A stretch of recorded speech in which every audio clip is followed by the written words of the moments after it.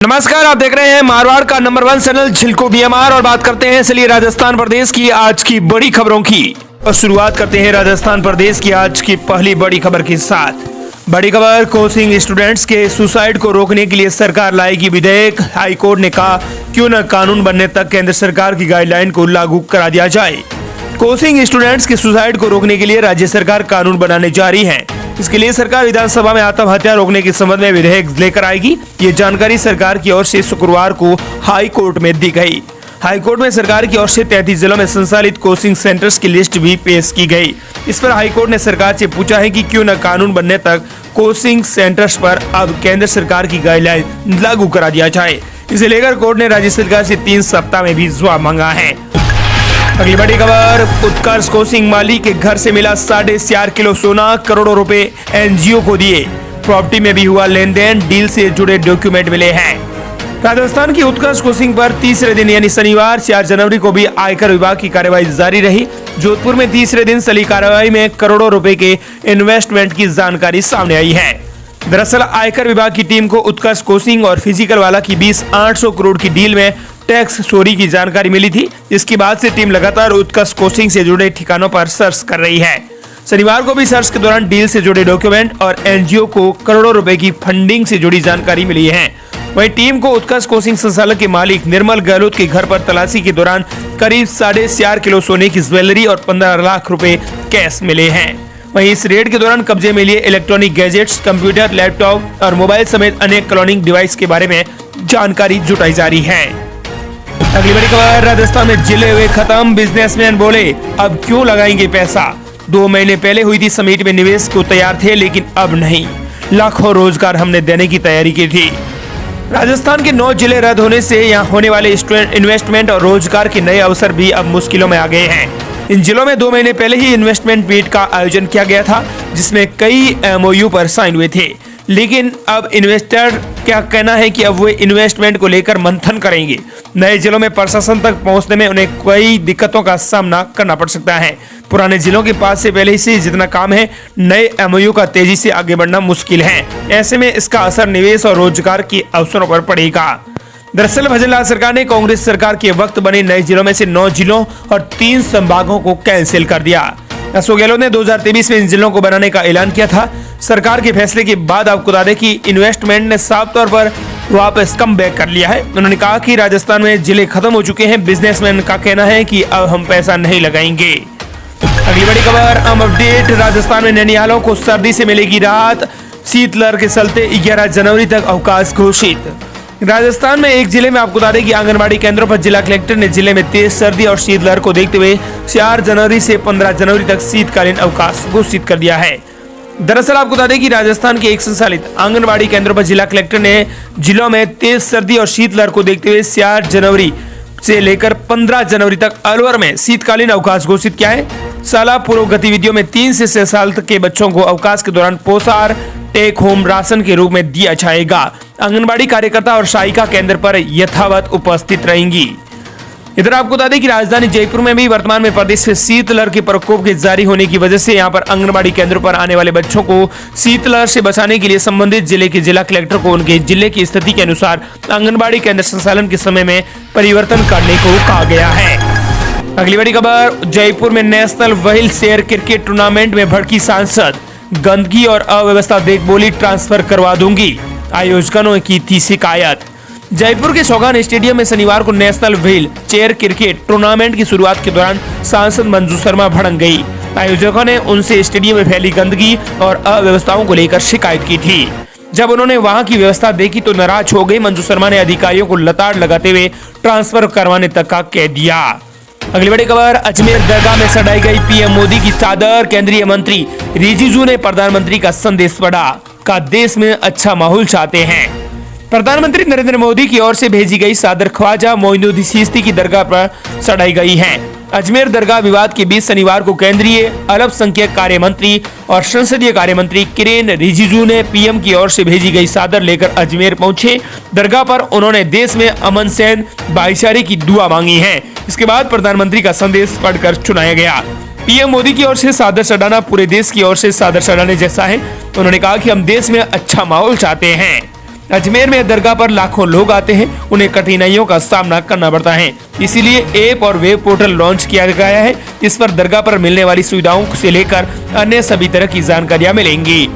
अगली बड़ी खबर, डोटासरा बोले शिक्षा मंत्री की कुर्सी जारी है, डिप्टी सीएम को रिव्यू कमेटी से भागना पड़ेगा।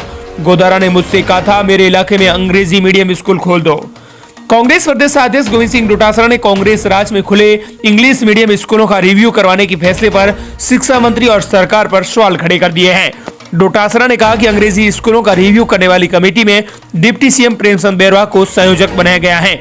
उन्हें जिलों की कमेटी का संयोजक बनाया था और उन्हें बीच में हटाया गया था। दावे के साथ कह रहा हूं कि उप मुख्यमंत्री को इस कमेटी से बीच से भागना पड़ेगा। इसीलिए भागना पड़ेगा क्योंकि उनके विधानसभा क्षेत्र में 59 अंग्रेजी मीडियम स्कूल चल रहे हैं। कमेटी के मेंबर खाद्य मंत्री सुमित गोदारा जब विपक्ष में थे तब मैं शिक्षा मंत्री था। उन्होंने कहा कि उन्होंने मुझे लिख कर दिया था कि मेरे पास इलाके में एक इंग्लिश मीडियम स्कूल खोला जाए। अगली बड़ी खबर, एसआई पेपर लीक मामले को लेकर है। 11 ट्रेनी सब इंस्पेक्टर हुए सस्पेंड। जयपुर, उदयपुर और कोटा रेंज आईजी का बड़ा एक्शन। 4 दिन पहले मिली थी posting. Sub inspector 2021 paper leak मामले में 11 ट्रेनी एसआई को शनिवार को सस्पेंड कर दिया गया। सस्पेंड किए गए एसआई को 31 दिसंबर 2024 को इस जिलों में भेजा गया था। ये सभी पेपर लीक मामले में आरोपी हैं और हिरासत में भी रह चुके हैं। अगली बड़ी खबर, राजस्थान में भाजपा संगठन में बड़ा बदलाव। आपको बता दें कि संगठन के चुनाव से पहले बड़ा बदलाव होगा। मंडल अध्यक्ष अंडर 45 और 60 से कम उम्र के होंगे जिला अध्यक्ष। भाजपा संगठन चुनाव में इस बार पार्टी ने मंडल की ओर के जिला अध्यक्ष के पैनल में आयु सीमा की बाध्यता सख्ती से लागू कर दी है। नए बनने वाले मंडल अध्यक्ष की आयु 45 वर्ष से कम होने पर ही उसे पैनल में शामिल करने पर मंथन किया जा रहा है। इसी तरह आपको बता दें कि प्रदेश में कई जिला अध्यक्षों के नाम के पैनल में 60 साल से अधिक होने पर उनकी जगह नया नाम शामिल करने के भी निर्देश दिए गए हैं। अगली बड़ी खबर, राजस्थान में मकर संक्रांति पर पतंगबाजी को लेकर जिलों को एडवाइजरी जारी। मकर संक्रांति पर पर्व पर अब पतंगबाजी को लेकर पशुपालन विभाग ने आमजन और पक्षियों की सुरक्षा को लेकर एक एडवाइजरी जारी की है। बता दें कि मकर संक्रांति पर्व पर पतंगबाजी को लेकर ये एडवाइजरी जारी की गई है। शासन सचिव डॉक्टर समित शर्मा ने प्रदेश के सभी जिला कलेक्टरों पर पत्र लिखा है। उन्होंने कहा कि प्रदेश में मकर संक्रांति के पर्व पर पतंगबाजी के दौरान दोपहिया वाहन चालकों और पक्षियों को जान का खतरा बना रहेगा। तेज धारदार नायलॉन या किसी सिंथेटिक सामग्री से बने पतंगों पर रोक लगाई जाए। बिजली सप्लाई में भी बाधा उत्पन्न हो सकती है। इसी को ध्यान में रखते हुए ऐसी सामग्री से निर्मित मांझों पर तत्काल प्रतिबंध किया जाए। अगली बड़ी खबर, संभाग हटाने पर कांग्रेस आज 6 जनवरी को करेगी बड़ा आंदोलन। दरअसल आपको बता दें कि बांसवाड़ा से संभाग का दर्जा हटाने की भाजपा सरकार के फैसले के खिलाफ अब कांग्रेस पार्टी बड़े आंदोलन और विरोध प्रदर्शन पर उतरने वाली है। जिला स्तर पर यह आंदोलन 6 जनवरी को किया जाएगा। इस आंदोलन को सफल बनाने और अधिक से अधिक भीड़ जुटाने के मकसद से कांग्रेस के सभी बड़े नेता और पदाधिकारी और ब्लॉक स्तर पर जाकर मीटिंग कर रहे हैं। कार्यकर्ताओं को आंदोलन में आने का ऐलान कर रहे हैं। बैठकों में कांग्रेस नेता सरकार के फैसले के खिलाफ काफी आवाज भी उठाते हुए नजर आ रहे हैं। अगली बड़ी खबर, राजस्थान में कोहरे के कारण 12 फ्लाइट डाइवर्ट। डंपर ने बुजुर्ग को कुचला। बारिश का भी अलर्ट। उत्तरी हवा के असर से तेज होगी राजस्थान में ठंड। राजस्थान के विभिन्न शहरों में शनिवार सुबह भी घना कोहरा रहा। कई शहरों में तो विजिबिलिटी 20 मीटर से भी कम रही है। श्री गंगानगर सहित राजस्थान के 7 से ज्यादा जिलों में हाईवे पर गाड़ियां रेंगती नजर आई। वहीं दिल्ली में घने कोहरे के कारण 12 फ्लाइट को जयपुर डाइवर्ट किया गया है।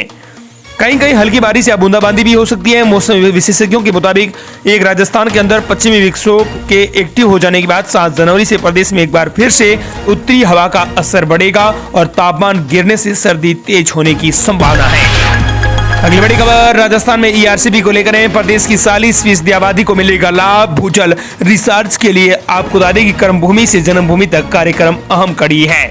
सूबे के मुख्यमंत्री भजनलाल शर्मा ने कहा कि यशस्वी पीएम नरेंद्र मोदी के नेतृत्व में प्रदेश में जल उपलब्ध बढ़ाने के लिए राज्य सरकार के 1 वर्ष कार्यकाल में अभूतपूर्व कार्य किए गए हैं। प्रदेश की 40% आबादी को ईआरसीपी पीकेसी लिंक परियोजना से लाभ मिलेगा। शेखावाटी क्षेत्र में यमुना जल लाने के लिए एमओयू किया गया है। श्री भजनलाल शर्मा ने कहा कि डूंगरपुर के खड़गदा में नदियों के संरक्षण एवं संवर्धन हेतु आयोजित श्री राम कथा कार्यक्रम को उन्होंने कहा कि ये एक बड़ी कथा है। राजस्थान में ऐसी कथाओं का आयोजन होना चाहिए। प्रधानमंत्री नरेंद्र मोदी कर रहे हैं नदियों को जोड़ने का काम। इसी दौरान उन्होंने कहा कि प्रधानमंत्री नरेंद्र मोदी एक ऐसा काम कर रहे हैं जो कि नदियों को नदियों से जोड़ा जा रहा है। अगली बड़ी खबर, राजस्थान में बिजली का करंट 133 केवी वाला झटका लगेगा बिजली बिलों में। राजस्थान में बिजली के बिलों में हो सकती है वृद्धि, कड़ाके की सर्दी बनी बड़ी वजह। कड़ाके की सर्दी का असर सौर ऊर्जा पर भी पड़ रहा है। धूप का समय, कोहरे के कारण रूफटॉप सोलर प्लांट से बिजली का उत्पादन कम हो रहा है। 1 किलोवाट सोलर प्लांट से SCR की जगह 2.5 से 3 यूनिट बिजली ही बन रही है। ऐसे में बिजली के बिलों में भी 10% तक का इजाफा देखा जा रहा है। एक्सपर्ट का कहना है कि 25 जनवरी के बाद दिन भी बड़े होंगे और सर्दी, धुंध और कोहरे में भी कमी आएगी, जिससे दिन भर रूफटॉप सोलर प्लांट से बिजली का उत्पादन होगा। बता दें कि राजस्थान में PM सूर्य घर योजना के तहत शहरों के अंदर हाल ही में उत्तर और दक्षिण सर्कल में करीब रूफटॉप सोलर प्लांट लगाए जा रहे हैं। ऐसे में इन उपभोक्ताओं को भी अभी बढ़े हुए बिजली उपभोग और बढ़े हुए बिल का सामना करना पड़ेगा, क्योंकि सौर ऊर्जा का उत्पादन फिलहाल कम हो रहा है। वहीं इधर आपको बता दें कि फ्यूल सरचार्ज को लेकर भी बड़ी खबर है। प्रदेश में बिजली दरों के निर्धारण को लेकर अगले 5 साल के लिए नियम और शर्तें तैयार की जा रही है, जो अप्रैल 2025 से लागू होगी और 2030 तक लागू रहेगी। सामने आया है कि आयोग फ्यूल सरचार्ज की सीमा बढ़ाना चाह रहा है। अभी आपको बता दें कि सरचार्ज और औसत बिजली खरीद दर पर 15% तक लगता है, जो करीब 61 पैसा प्रति यूनिट बनता है। अब इस सीमा को 20% करना चाहते हैं, जिससे फ्यूल सरचार्ज 80 पैसे प्रति यूनिट से अधिक तक लगाया जा सकेगा। अगली बड़ी खबर, राजस्थान में पशुओं के बीमा प्रीमियम की पूरी राशि सरकार भरेगी, ये पशुपालक होंगे पात्र। राज्य के पशुपालकों के लिए बड़ी खुश सौगात वाली खबर है। अपने पशुओं की बीमा की प्रीमियम राशि चुकाने का टेंशन नहीं रहेगा। अब सभी श्रेणी के पशुपालकों के पशुओं की बीमा प्रीमियम की पूरी राशि सरकार भरेगी। ये संभव होगा मुख्यमंत्री मंगला पशु बीमा योजना से। बता दें कि राजस्थान में पशुपालक सीधे तौर पर इस योजना से लाभान्वित होंगे। योजना में ऑनलाइन पंजीकरण आप करवा सकते हैं। और इस प्रकार ये थी राजस्थान प्रदेश की आज की टॉप @ 10 बड़ी खबरें। मिलते हैं नई तमाम बड़ी खबरों के साथ।